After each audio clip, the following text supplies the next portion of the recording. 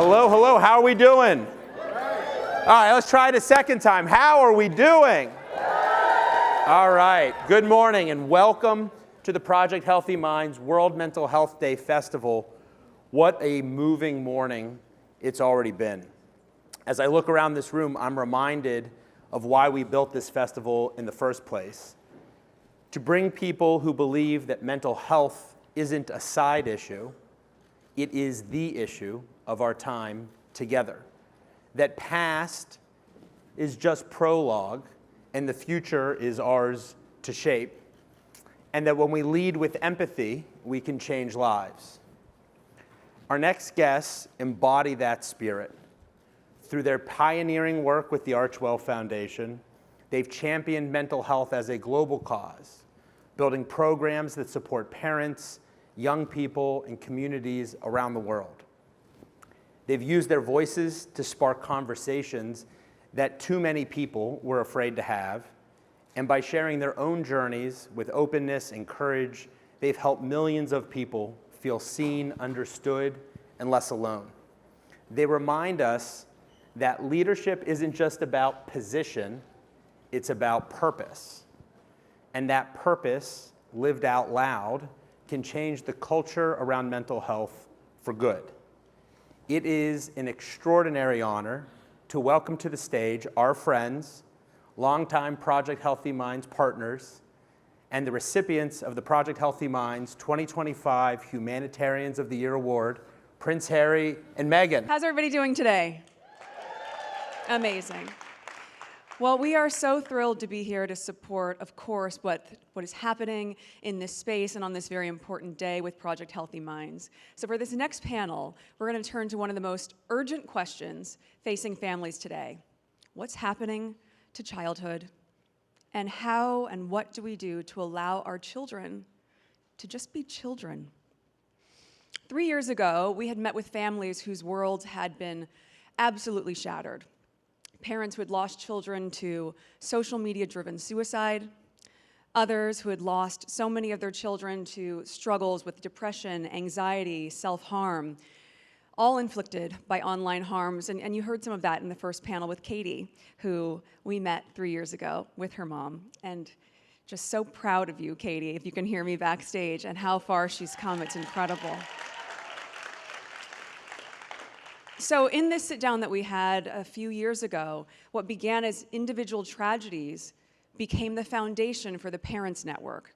Now, this was a community that grew from a small pilot in November of 2022 to a global support system serving families across 3 countries by August 2024. What we learned in these moments is that these parents, they didn't just need therapy. They needed other parents who understood their very specific grief. And when they came together, they weren't just sharing stories, they were creating a movement, and they did it quite well. Utilizing trauma-informed practices, parents created strong bonds and offered healing support through community. They turned their grief into advocacy, and when they let love fuel their fight for change, we saw tremendous impact. This community power is crucial to protect our children's mental health online. And when we partnered with Girls Inc. for a program called Half the Story to reach young girls in underserved communities, we were addressing everything from body image to online safety. We saw the same thing happen. They weren't just learning about digital wellness. They were creating communities of absolute resilience. So the conversation that you're about to hear will help us better understand the scale of what we're facing, and more importantly, what we can do about it. Because while the research is sobering, the solutions, as we've seen firsthand in the past few years with these very brave and resilient parents, the solutions are within reach, especially when parents, advocates, and communities all come together. So I'm honored to introduce this conversation and this panel with Jonathan Haidt, Katie Couric, and parents from the Parents Network who have lived this reality and are fighting every day to protect other families. Please welcome them to the stage. Thank you. Good morning. I have to say, Project Healthy Minds, this is clearly a very classy organization, and you can tell because they have these really cool graphics and the shifting colors, and the quality of the people that they hire here to do the introductions. I mean, my God, I am just so honored. So, and it's a real pleasure to be here speaking with with this group, as we heard in the previous session, this is really all about community. It's the soccer team analogy that Katie gave us. But by acting together, we can win this. And I'm going to show you what we're up against and what we can do to change this. So I find it helpful to start. Let's see if this changes. OK. I think I have to wait for them to put it up on the screen here. Oh, it is up there. OK. But this is not making anything happen. Can I get a different clicker? I'll hold it down. Oh, I have to hold it down for a long time. OK. Yeah. All right. I can adapt. All right. So what I want to try to do is convey to you what is happening to our children, especially as they go through puberty, as their brains are wiring up. That's when they get social media, and the results, I think, are catastrophic. So a metaphor that I like to use is think about the way that trees grow. They grow slowly. Look at the way those roots spread out. You can tell it was structured by the environment, by the tiles. That's where the roots grew. On the right, you see a tree that grew behind a tombstone, and I guess the bark got scraped by, as it blew in the wind, and then it grew around. This is a very good metaphor for the way that neurons grow and for the way that bodies grow. So now I want you to imagine a child always on a phone, always having a phone or an iPad with them, and as they grow, their bones are going to shift shape. It's happening to all of us, but it's much bigger if you're going through puberty and when your bones are really growing. And your eyes are growing, your eyeballs are growing. And it turns out around the world, eyeballs are now getting too long. So the focus is no longer on the retina. And this is believed to be caused by the fact that, OK, I'm holding it down. There we are. Caused by the fact that our kids are spending so much time on screens. So if their bodies are changing, because you can't grow in this artificial environment and come out the right way, it's going to have all kinds of effects. What is happening to our kids, I believe, is that their brains are growing around their phones in very much the way that this tree grew around this tombstone. So what I want to do is just lay out the overview of what I think is going on in my book, The Anxious Generation. I lay it out as a tragedy in 2 acts. First, we lost the play-based childhood between the 1990s and 2010. We stopped letting kids out. I'll come back to that later. But mental health didn't collapse during that period. Mental health collapses in a brief 5-year period, 2010 to 2015. Another way that I can summarize the entire book is by saying that we have overprotected our children in the real world, and we have underprotected them online. I have a whole talk that I give to different audiences where I try to lay out all the different harms. This is not just about mental health. There are so many ways in which this phone-based childhood is interfering with development. So I'll just go through a couple of them today. I've already talked about the physical harms. Let's focus in on the mental harms, because that's, of course, what's bringing us together today to understand that. So what I observed as a college professor, I teach at New York University, is that all of a sudden, in around 2014, 2015, the students were very different, much more anxious, much more fragile. What we saw, so this is data from universities in the United States, what brings people into the counseling center? And the answer is that it's always been anxiety and depression, but as you can see, all of a sudden, the level shoots up in the early 2010s. And all the graphs I'm going to show you are the same. No trend before 2010, and then something terrible happens beginning in the early 2010s. So it's not just self-report. Some critics said, oh, come on, Haidt, this is just, young people are more comfortable talking about it. This is a good thing. But if that was the case, then we wouldn't see the same trends in behavior. But when the CDC tracks why people go into a hospital, and what we see here is the rates for girls and boys. These are the biggest impact, the biggest increases are the 10 to 14-year-old girls, as you'll see here. We enter this period, and those are the rates of hospitalization for self-harm. And again, this is not self-report. And tragically, we see the same thing with suicide. Stable for a number of years before 2010, and then this happens. So something is going terribly wrong, and it began in the early 2010s. Okay. When I discovered that it's not just us, I mean, anyone can come up with a theory for what happened in America in 2010, 2012, 2014. But once we saw the exact same patterns in Canada, the UK, Australia, Scandinavia, across Western Europe, that's when we knew, wait, there's something really big happening here. It's just a little bit of data. Here's similar data from the UK. Exact same thing. Self-harm rates suddenly skyrocket for girls right around 2012, 2013. And we see a similar trend across Europe. This is psychological distress. This is the one study that covers 33 European countries. Same thing. So the entire Western world, we don't have good data from the developing world. We're working on that. But across the Western world, the same thing happened at the same time with a bigger impact on girls. Okay, so why? What could possibly have caused this? The story that I give is a tragedy in 2 acts, and no one has proposed an alternative. There is no other theory out there that can explain why it happened in so many countries at the same time.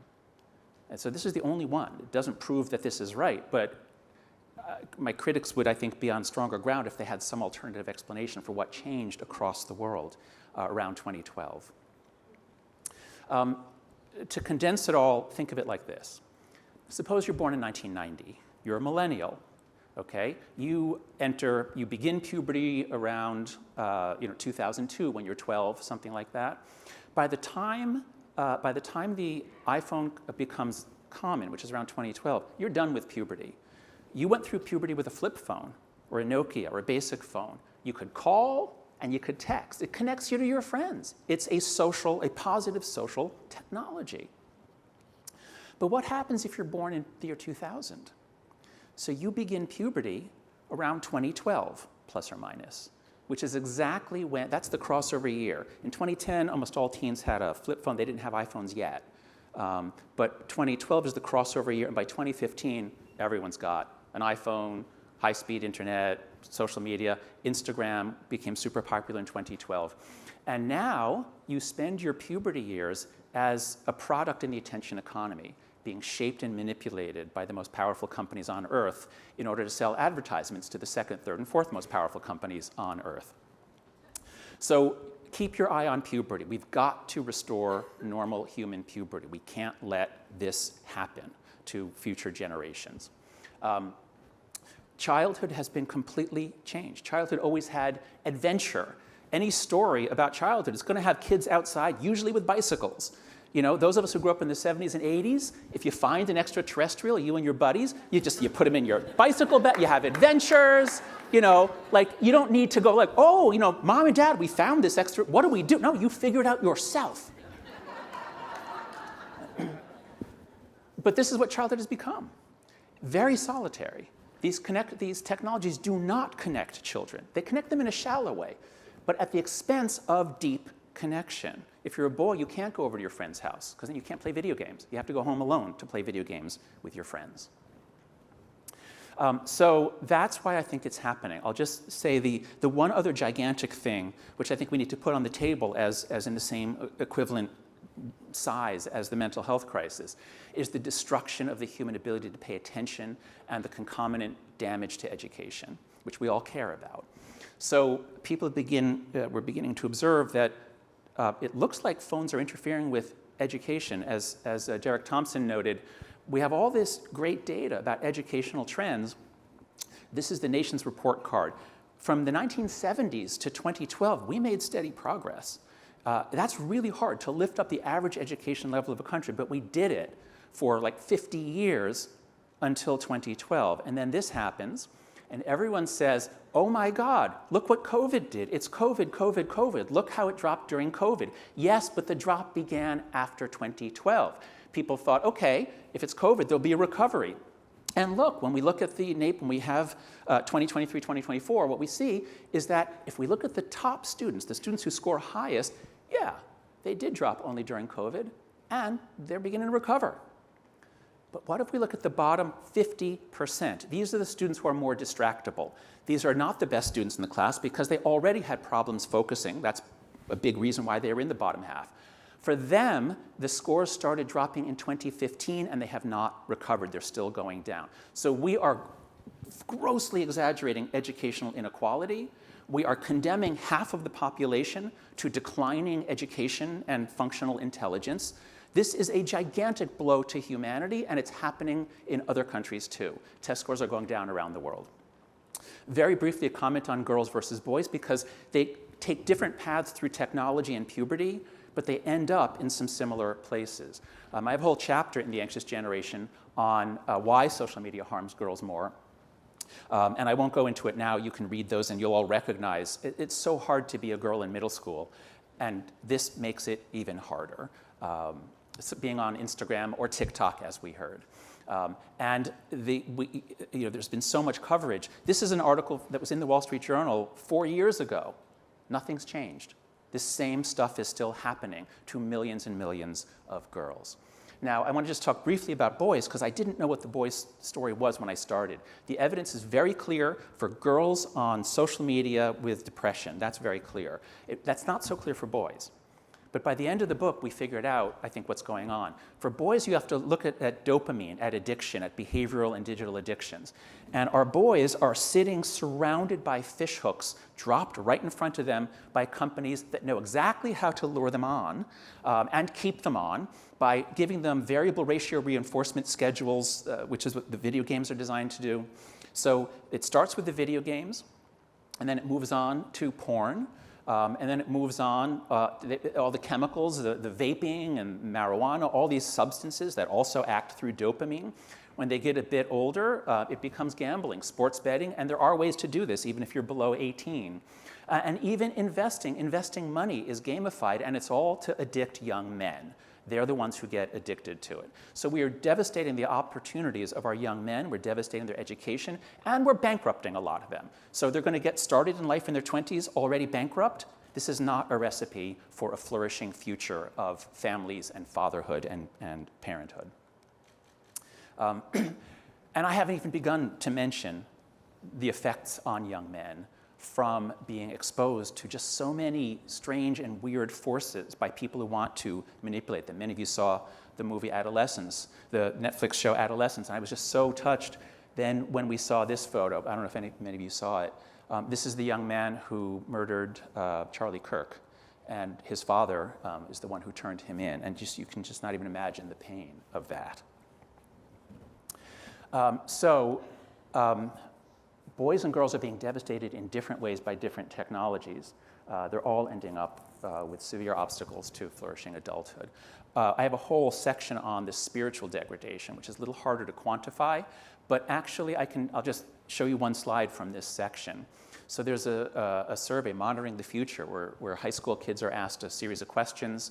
How much do you agree with them? And so one is, life often feels meaningless. Do you agree or disagree? And what you see here is that from the 90s, through 2010, 2011, was about 12, 15. It was actually going down a bit. So it was 17% down to 12, 13%.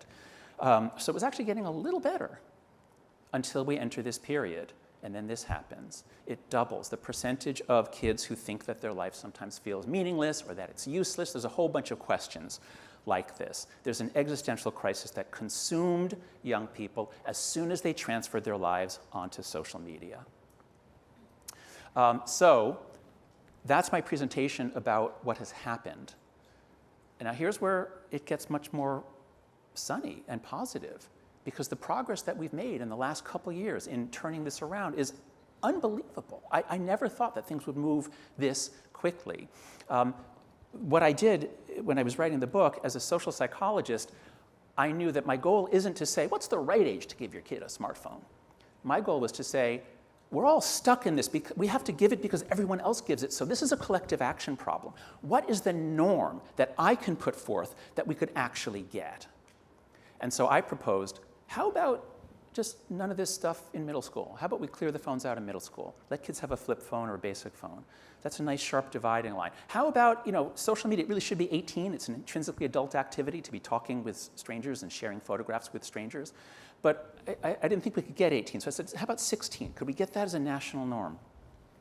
And it turns out this is going spectacularly well. Families are banding together. They're forming pods, they're forming playborhoods, groups where the kids can go around together. They're delaying smartphones, they're getting landlines. So there's a huge amount of movement driven overwhelmingly by mothers who are getting together, reading the book.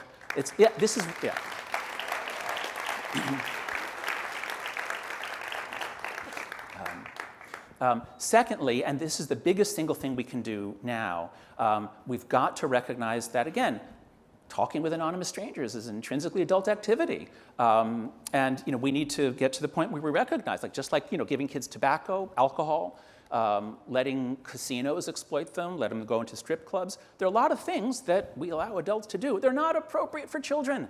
And really, the age should be 18, but okay, 16 I think we could actually get. And so we need to do this, and Australia has done it. A lot of countries are going to follow. So this is going to happen around the world, and it may eventually happen here. The biggest success we've had, and by we I mean the whole movement, because I put the book out there, but then it was really 1,000 groups of mothers going to the school, and the teachers. Teachers hate the phones. They can't teach when their kids are on TikTok and porn all day. So the teachers are thrilled to get the phones out of school. But it has to be full day. If you can text your kid, if your kid can text you between classes, guaranteed they're not even focusing as much in class, let alone losing out on all the socialization in between classes. And finally, the last one was more free play. I hope we'll be able to talk about that with Katie in a minute. So just to conclude, there's an enormous movement brewing. I would say it's a global mother's rebellion. It really is happening across the world. And Alexa Arnold, Alexa is right here, my chief of staff, who is now running the movement. Thank you, Alexa. So I hope you'll reach out to her. We're sort of a central hub. We're a small organization, and there are hundreds and hundreds of others. Oh, in fact, I think here I have a slide. So it's incredible what has happened. 47 states have passed some kind of legislation in the last couple of years, whether it was about phone-free schools or more childhood play or something about raising the age of safer design. So the states are acting. Sorry about that. If you're from Wyoming or Kansas, too bad. Move to another state. But we have on our site, there's like 100 groups. Again, mostly started by a small number of mothers that then grows. So on our site, you'll find all kinds of information and links. If your group isn't, this is where some of the groups are. It is a global movement. And so in conclusion, please join us, or look, we're already joined. Let's keep working together. Here are some links. I hope you'll go to the website. Hope you'll subscribe to After Babel, where we put out our research and all kinds of, we have amazing writing by members of Gen Z. So let's keep working together. Thank you. Okay. And I now want to call up my friend, Katie Couric. Thanks for the walk-on music. Hi, everyone. I'm so thrilled to be here. This is something I care deeply about. In fact, I remember when I was at CBS in 2009 or 10, I suggested to a 60 Minutes producer, it's clear these digital devices are fundamentally transforming family dynamics and the way we spend our time. Could we do a story on it for 60 Minutes? They ignored me. But I'm so glad, and I'm so sorry it's reached this point, but so happy it's getting the attention it deserves, and so many people have been galvanized. So much to talk about. But John, first let's talk about, go into a little more about what technology is robbing children of. You talked a lot about what it's doing to their brains and to their bodies. And you mentioned sort of free play, but I think sometimes people don't understand how critical free play is to a child's development. It's not just fresh air and being able to get on your banana seat bike all day like I used to do when I was a kid, but it's really about psychological development and physical development, right? Right. Play is about brain development. All mammals play. Mammals have large brains. Many mammals are very social. We are ultra-social. To wire up a social brain, you have to have lots and lots of play. When animals are deprived of play in early childhood, they come out much more anxious in adulthood. I think the best way to understand what's been lost is a kind of an exercise by subtraction. So I'd like everybody born before, say, 1990, to go think what your childhood was like. Imagine some of the most exciting things in your childhood. Just have a sense of what it was like to be a kid. when you were in elementary school, middle school, and then into high school. And I want you to imagine, think about all the sunshine that ever came into your eyes. Unless you live in the UK, then it's a very small number. But think about all the sunshine, okay? Cut that by 50%. Suppose you got 50% less sunshine. Did you read any books when you were young? Cut that by 50 or 70%. Once you get a phone, you don't read books anymore. Think about all the time you spent with your friends. Think about all the times you laughed with your friends. Cut that by 80%. Suppose you took out 80% of the shared laughter, because an emoji doesn't count as shared laughter. There's something very deep about laughing together, moving together, touching each other, putting your arm around a friend, eating together. All those things, gone. Cut those all by 60, 70, 80%. Did you ever look out the car window on a long drive? Cut that by 90%, because you had an iPad by the time you were 2 to shut you up on the drive. I don't want to blame the parents, but we did it too. It works. Anyway, my point is, think about all the good things in childhood, and now imagine what Gen Z has gone through, and it's all greatly reduced. Also, John, just sort of navigating, kind of learning social cues, learning how to deal with conflict, right, in real life, and to handle all those situations. Another thing you mentioned, like staring out the car window, we don't really appreciate how important, or the role boredom actually serves in our lives. It's something I think about, because I'm never bored. I go to a new city, instead of looking around at the city I'm in, I'm reading my damn phone. And so they also say creativity, it happens when you're not distracted. Right. The part of, and you know this better than I do, but the part of your brain that kind of explodes with creative thoughts, one of the reasons you think of new ideas in the shower when you're not distracted, come from kind of daydreaming and being bored, right? That's right. There's a wonderful book by Christine Rosen, The Extinction of Experience, where she uses the phrase interstitial moments. The interstices, like the little bits between, like when you're waiting for the elevator, you know, nowadays the phone comes out, but it used to be you had 5 seconds, 12, you don't know how long. You're waiting on a line, you're waiting in the grocery store, you're riding in a car. All those times are essential for creativity, because in order to think through something, you have to think hard about it, and then you stop and you do something else. And that's why so many great ideas come in the shower. But my students tell me now that, I forget which iPhone became waterproof 2 or 3 iPhones ago, they can take it in the shower. They can keep, you know, swiping and doing all sorts of things in the shower. That's why I say, imagine losing all of your time where you could think. Stuff is always coming in. You know, we're gonna, obviously, as we've heard all morning, this is really a parent-led movement. And as we kind of set up for our 2 additional guests, were you surprised at the reaction to your book? I mean, I was so excited. I was talking to John while he was in the process, and he was nice enough to send me some sort of early drafts about these things. But I mean, it absolutely exploded. What is it, 80th week on the New York Times bestseller list? Were you surprised, or did you really know deep inside that this was going to strike such a chord? So I knew that it was going to make the bestseller list, because whenever I told anyone I was writing this book, they always said the same thing: "I need it tomorrow. Can you share the manuscript?" So I knew that a lot of parents would buy the book. So I knew it would be successful. It was only near the end, and we'd written, like, here's all the things you can do, and all the things legislated, and all these things. Very near the end, I said, you know what, wait, hold on. I can't tell people 50 things to do. I got to pick a small number, and so I put those 4 norms. And what I didn't really realize is just how successful that would be, because, again, especially mothers around the world, they were ready to go. They just didn't know which way. They didn't have a coordination device. So I think it's those 4 norms acted as a coordination device for all of this parental energy. That I did not understand. I did not.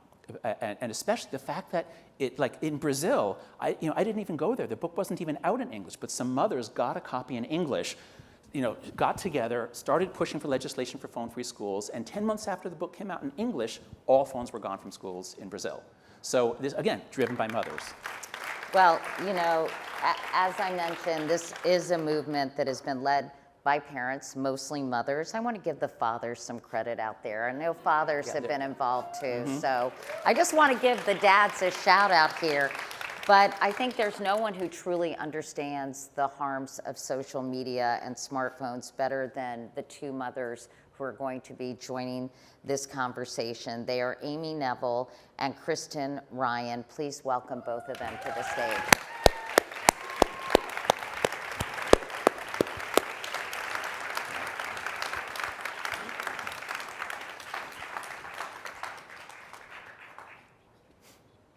Thanks, guys. Thank you. Thank you. I wanted to really have the bulk of our conversation with Amy and Kirsten present because of their personal stories. And Amy, obviously you have Alexander's picture that I know you bring with you when you're talking about what happened. Can you tell us his story and your story? Yeah, quickly. So this is my precious, brilliant baby boy, Alexander. He lost his life at 14 years old to fentanyl poisoning via Snapchat. Long story short, in my opinion, Snap gave drug dealers access to Alexander, and it's what took his life. Everything happened really fast. I think it was maybe 10 days from his first pill to the day that he died. And when this happened, we thought it was a weird one-off thing that happened in our home. Our local town ran a news story on it, and I was inundated with people contacting me saying, wait, this happened in my family. This happened in my family. And I quickly realized that families all over the United States were waking up and finding their kids dead in their bedrooms from pills purchased off of Snapchat. And that's when we took action. Alex brought me to this work. It's the teens and families that I work with all across the country that keep me in this work. It is incredibly important for me to have these conversations with young people and then go out and tell their parents what it is that they want their parents to hear and what it is that they need to know. Young people are on the front lines of this, as we already heard this morning, and they have the information. They are holding the keys to the answers, and we just need to be asking them for them. Amy, you've done extraordinary work, and we're going to talk about that in a moment because, it's kind of a cliche, people turning their pain into purpose, but you truly have, and you've been so courageous. Kirsten, we heard from Katie earlier. Kirsten's Katie's mom, and, she obviously suffered some very, very serious health consequences. We heard her story, but as a mom, can you tell us how you witnessed what was happening?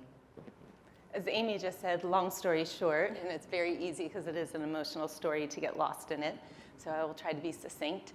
But it was the day after Katie's 13th birthday party where we had to hospitalize her for 16 days for medical stabilization. Her heart rate had dropped into the 20s and her body system was starting to shut down. And about 3 months prior to that, my husband and I had seen some changes in Katie's behavior. And hopefully you saw that earlier if you were here, but Katie's gregarious and she's outgoing, and all of a sudden we just saw this changing. And specifically, we saw the changes on how she viewed food and her eating habits. And so we were lucky enough to find a counselor to work with her. This was right after COVID, and it was very hard to find counselors, so we are grateful that we were one of the families that was able to access care for our daughter. And our counselor came to us and said, where is Katie getting the information about food? And specifically, Katie was asking for things that you would typically find like on a medically supervised weight loss diet.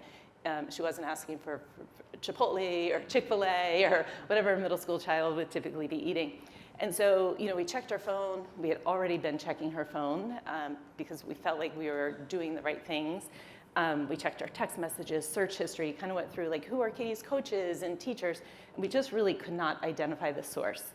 And then one evening, my dad sent me an article from the Wall Street Journal, and ironically, is that the Wall Street Journal? Same exact article that you put up earlier. And I read it, and it talked about this social media platform called TikTok. And specifically, there's a feature on it called the For You page. And Danny, my husband and I, we didn't know about the For You page. And don't forget, this was a couple years ago, and technology moves fast. And so at that time, we were not aware of that.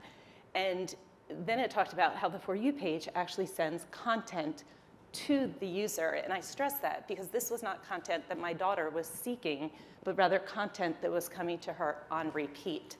And so the article further depicts and describes that TikTok was specifically sending content to young females, content that was about disordered exercise, unhealthy eating and body loathing. And for many of these young females, it was changing their beliefs and ultimately changing their actions. We ran downstairs to get Katie's phone because our children have to keep the phone in the kitchen, found the little feature for the For You page, and as I was describing earlier, I didn't look for it. It was flooded. There's something called #WhatIEatInADay, which is a virtual trend. It is on TikTok 16 to 17 billion times. So this was not TikTok just happening to have something sneak into my daughter's feed. This is something that was in complete violation of their community agreements that say they do not tolerate this content.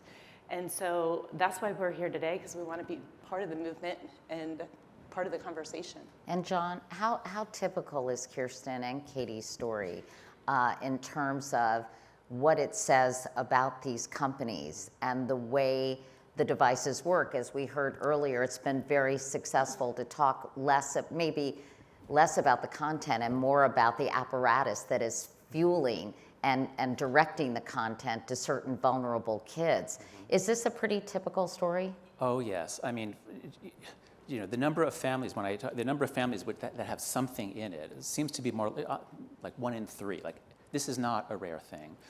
What we know now about the companies, because you and so many other parents are standing up and are suing them and are in the process of discovery, the most astonishing and horrific stuff comes out. And my team at Anxious Generation, after Babel, we went through all the lawsuits that are put up online, and we took out just their own words, just the quotations from these companies. And I just want to read you a few. So from Snapchat, first we'll do Snapchat. In a meeting notes confirmed that they know, this is their words, quote, "Some bad actors prefer to transact on Snapchat given the ephemerality of communications on our platform. It takes under a minute to use Snapchat to be in a position to purchase illegal and harmful substances." There's a lot in there, and they know that drug dealers prefer it because the evidence goes away. About TikTok, they aim for addiction. The product has in itself baked into it compulsive use. And here's another one. TikTok, and this is their words, TikTok is particularly popular with younger users who are particularly sensitive to reinforcement in the form of social reward and have minimal ability to self-regulate effectively.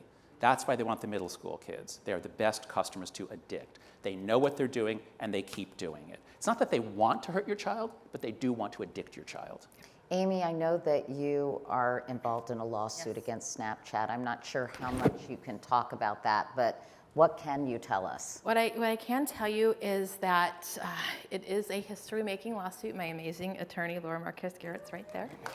It is her amazing brain that has got us to the point that we are at in this space. We are in active discovery right now.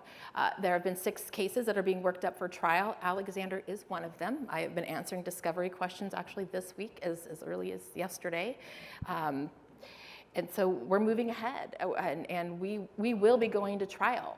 And for me, I feel like it's a fight to the death that I'm willing to go there. A lot of moms like Amy and Kirsten are spending time on Capitol Hill trying to get legislation passed. For people who are not steeped in the subject, can you just give us an update on COSA, what it is, where it stands, and what's going on with it? Sure. So the Kids Online Safety Act, referred to as COSA, passed in the Senate last July, 91-3. Unheard of bipartisan support for this bill in the Senate. Went over to the House, it totally got gutted. The duty of care, which is so important, was taken out of it and went nowhere. This year, we've seen it reintroduced in the Senate, but it has literally gone nowhere at this point. And the buzz on the Hill is that it's probably not going anywhere. It's gutted again on the House side in a way that, in my opinion, protects big tech. So we are not going to see this go anywhere.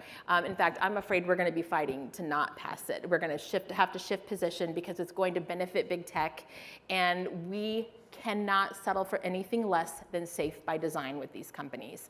Anything else will not work. So Kirsten, what do you think? I mean, if the federal government, well, we know what's going on with the federal government, if they're kind of useless in moving this forward, are you just looking at states and schools? Is that where your focus is in terms of implementing real change? I would say for our family, Katie has had the opportunity to go to DC and tell her story multiple times, as many of these families that are sitting in the front row have.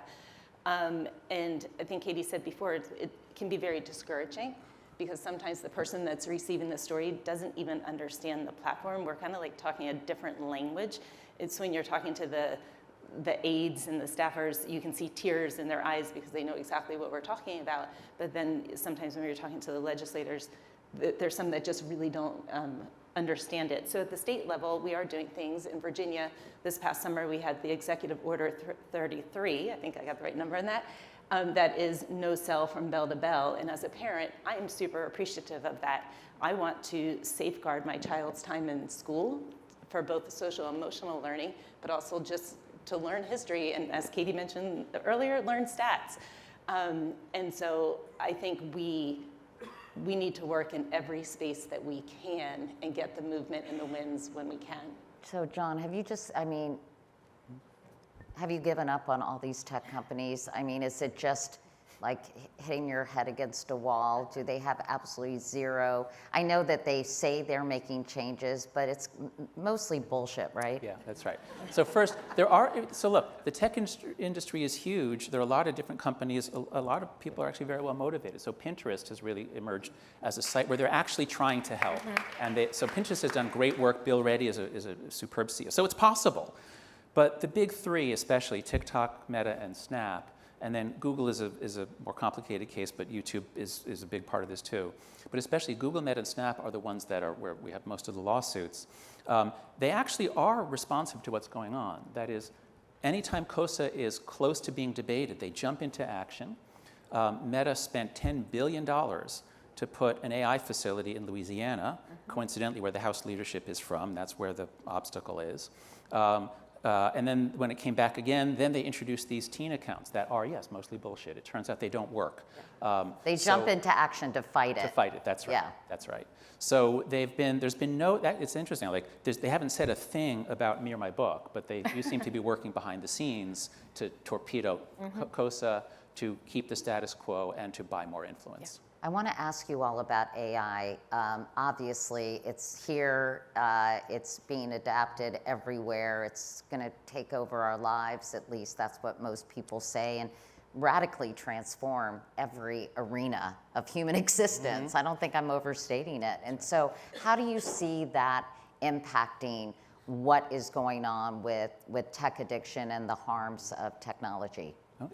So if we think, I presented to you, here's what happened when we rewired childhood. We changed everything about growing up over the course of 30 years, or especially 5. We're about to do the exact same thing, only 10 times faster. And if we've learned anything, I think it's this. How about we just not experiment on the kids? How about you try it out on the adults, but you don't experiment on the next generation? Because I think it's going to be completely disastrous. And I think a general principle I want to put out there, maybe it'll end up in a little, TikTok clip or something, I don't know, is parents, do not buy your child a toy that has an intelligence in it. Do not have them make friends with a teddy bear so that you can never get rid of the teddy bear. Let them develop in the real world and try to keep it out all the way through puberty. What about, this chatbot problem that we heard earlier? That's obviously really scary. So is there any potential for these companies to keep them away from kids? How do they do it? Is it the parents' responsibility? Yeah. Well, if AI is everywhere, parents can't keep their kids away from everywhere. Right. But also, the other question I wanted to ask you, because we don't have that much time, is, screens are here to stay. Yeah. AI is here to stay. I think it's unrealistic for us to say, let's go back to the 80s when I got on my bike and ran, rode around my neighborhood all day. So how do we help families and kids and adults, honestly, come up with some kind of balance? Okay. Because it's not like we can become, just Well, screen-free First, I just want totally. to question that. That's the way everybody thought when my book came out. Oh, gene is out of the bottle. The technology is here to stay. Well, it turns out, yeah, the technology is here to stay, but that doesn't mean that every child has to have it all day long. So actually, yes, we can return to a time when kids are riding bicycles, and it's happening. This is what's most thrilling to me, is that fourth norm. Parents are getting together and saying, you know what? Yeah, my kid can ride 5 blocks to your kid's house, and then they can go to a park together. So it is happening. We can do it. But I just want to give a little bit of advice to parents out there. I think something that's very helpful. People kind of freak out about screens. What I want you to do is distinguish between stories. Stories are good things. And if your kids wants to watch a long story or a movie on a TV screen that they can't interact with, that's actually good. Don't be afraid of that, having movie night. It's a solitary device up close with a touch screen which gives a stimulus response reinforcement behaviorist feedback loop. That's what trains the kids far more quickly than you ever could train your kids. So keep them away from touch screens, including iPads. Not 100%, but don't let them have one. But don't be afraid of movie night. I was telling Jonathan backstage, I have an 18-month-old grandson, and my daughter really tries to keep him away from screens. But when he watches Miss Rachel, oh my God, it's like he is transfixed. Yeah. And you see, what do you call it, a virtual pacifier? Yes, digital pacifier. Digital pacifier. Yeah. I mean, it's just amazing. And I also tell my daughter and her husband, if you're on your phone a lot in his presence, he's going to model that behavior, right? What advice would you all give parents, which I know is probably really difficult? So I could go on all day for advice and on devices and all of that, but I want to build off of John's call to action earlier. You guys are all here right now, right? I want you to tell at least 10 people something you learned today. I want you to get fired up and join the movement. Read Jonathan's book. Watch the film Can't Look Away. Go upstairs and out in front of the building and view the Lost Screens Memorial. Follow the Alexander Neville Foundation, and you can see things that are going on as we put it out in real time. And then join the Parents Rise activation list, so that way when we need you, we need to reach that critical mass. That is where the magic is going to happen, and that is all of you out there right now. Join Parents Rise activation list, and we will tap you in, sometimes at a moment's notice, but you will be there when we need you, and I would appreciate that. Kirsten, what about you? I think about you being in Charlottesville. I went to UVA and I have very strong ties to Charlottesville. Have you been able to assemble a group of concerned parents who are trying to change this for their kids? Or how have you kind of decided to really get involved? Well, we've had an opportunity to be involved. A lot of our involvement in the Charlottesville area is more with families whose children had suffered from an eating disorder. But as you have the conversations with them, some of the parents don't even realize that they should check the phone and the connection the phone had to the eating disorder. But my advice to parents is, I'm a big believer in you do you. Katie and I talk about that a lot. Our family talks about that. And every family needs to make the choice that's best for them. But there is power in the community. And so if Katie's on her soccer team, or if I'm driving carpool with the girls, or they're having a sleepover, to have the parents in alignment with the guidelines for the cell phone usage is really helpful. And this sounds simple, but when you're sitting in the minivan driving and 5 of the girls are on the cell phone and 1's not, it can be very ostracizing to the one, right. in an age of where they are trying to fit in. So as much as I do believe in individual thought and decisions for families, I do believe having some alignment within the friend groups and the teams in the school is really powerful and creates trust that hey, if I'm going to Amy's house, she's going to let us be on our cell phones all night, but Miss Kirsten's not. So I think alignment with the families. And really delay. Yeah. Their brains are not ready for it. It's funny, my whole family's coming to my house for Thanksgiving this year, and I've already decided I'm going to lock their phones in the bathroom and see how we do. So Kirsten, Amy, Jonathan, thank you all so much.